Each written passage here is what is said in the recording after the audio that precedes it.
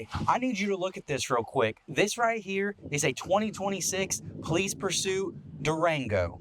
This Durango has no lights, no siren, and this is how they all come straight from the factory. What makes this Durango so interesting is that you're not looking at the finished product. This is just the start. This is how every Durango starts as a police car. Up front here, there's no chrome and no flashy pieces, but that's intentional. Everything on this vehicle is meant to be built upon. It's supposed to come stock.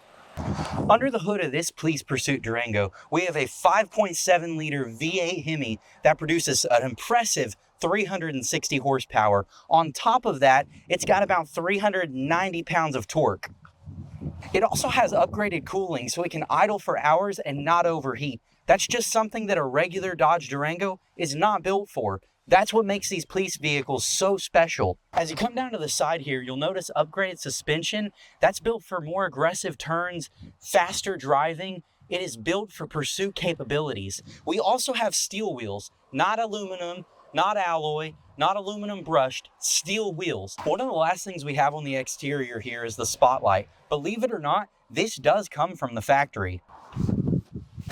Now I know what you're thinking, how bright is the spotlight? It's pretty bright for daytime. I mean, it's about 3 o'clock here in the afternoon. The sun's right overhead, and this spotlight is still shining bright. Now back here, it's about as basic as it gets. Vinyl seating all around, simple paneling on the door. This is designed for a specific reason though. This back seat is designed to take splatters, spills, mud, debris, dirty gear, other bodily fluids. It is designed to be hosed down and cleaned quickly. Now, if you take a look in the front driver's seat, there's no middle console and no shifting knob in the middle there. Right up here, you've got a column shifter. What this is for is you can put it into park real quick. You can put it into drive real quick. I threw it in neutral there, but you can respond a lot faster to emergencies. You can throw your car in park a lot faster, throw it in drive. Need to go into reverse? There you go. That is a lot faster than fumbling around with a middle console shifting knob. Now, Dodge has thought of everything because responding to emergencies sometimes comes down to seconds. Throwing your car in drive in a matter of seconds is a lot better and easier than going back and forth with a shifting knob. This is so much easier. Speaking of responding, thank you to all of our fire departments and first responders.